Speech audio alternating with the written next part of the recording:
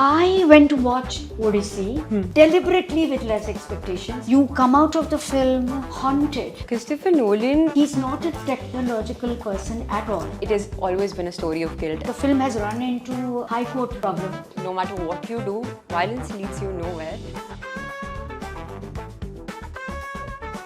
Hi, I'm Bhawana Somaaya. Hi, my name is Arushi Sayal. I am a writer and director. So we are going to have a chat about what's happened this week. Yes, and So should we start with Odyssey?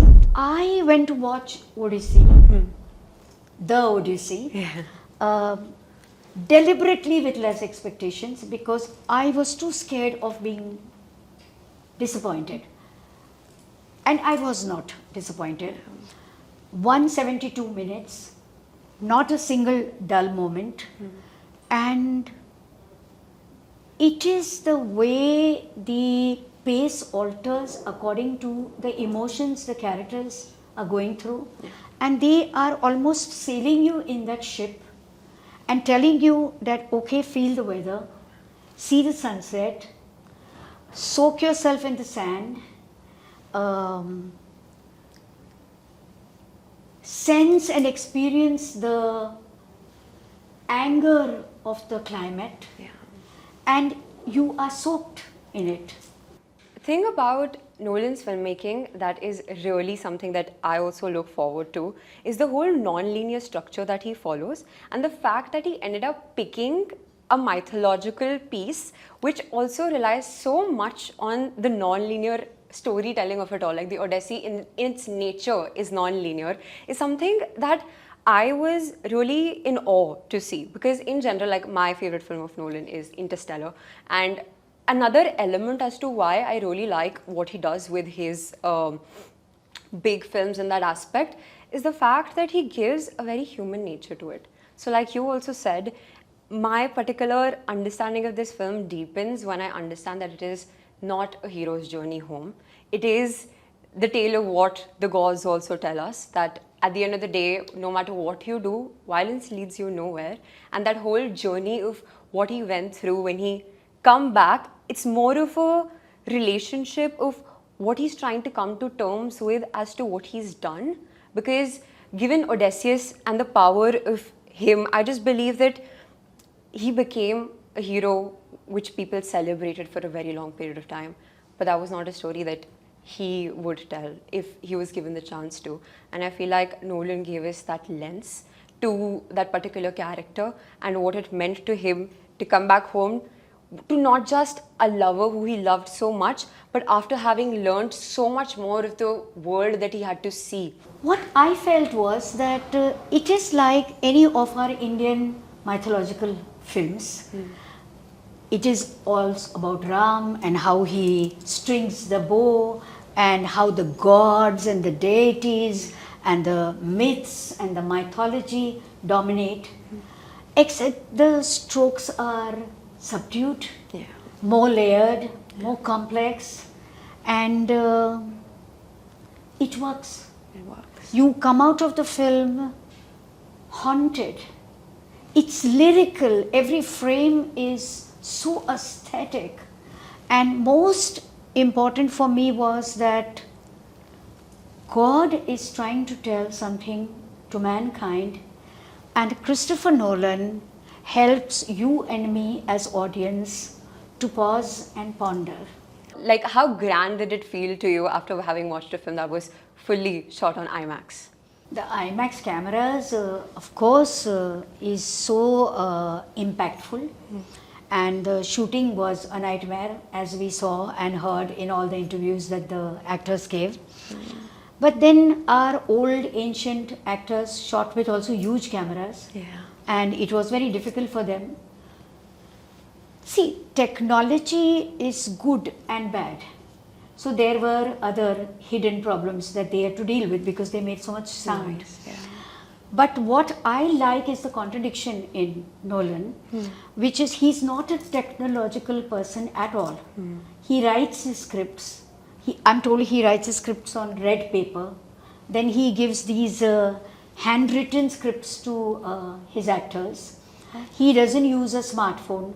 He is absolutely ignorant about most technology, and yet he gives us the kind of films he does, and you can sense his beating heart. Yeah.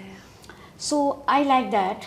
Yeah. And Absolutely. Christopher Nolan, the mastermind that he is, whatever he ends up creating, he puts so much thought into it, where it's not just a spectacle to be watched and enamored by, but the way he just puts himself in is something that always like takes me aback. What do you think about his craft, and what is your liking towards it?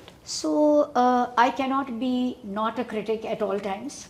Nolan has done, I think, 13 films in 30 years. And every film has been different from the other, which is one of the reasons he's so successful, different, special, and liked by people like you and me.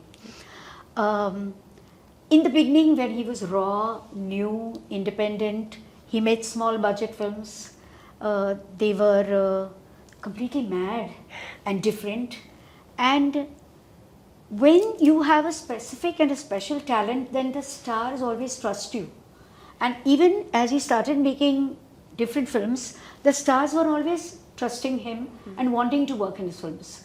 Then, like it always happens with a director's journey, he started becoming big, he started making big budget films, he started working with big studios, big banners, he started doing franchise. And if I have to select a favorite film, it would be Oppenheimer. Also before that, Inception. And even the last one which he made, Oppenheimer, the nuclear bomb. He's not talking about just that. He's talking about the mind behind it and what went through it. People actually started investigating so much more, going to the internet, exploring. Yeah. The main motive of a film is to make you think. Yeah. And he does that. He really does that. I agree. I agree that Oppenheimer in itself was also many people who were like critics and trolls of it were again thinking that it was something that has glorified that character. But if you watch the film, you'll understand that it has always been a story of guilt, and so has the Odyssey. It more than anything, it has been a story of guilt. And guilt comes when there is humanity. Of course. If you are a criminal, you don't feel guilt. Yeah. If you have a conscience, you feel guilt. I agree.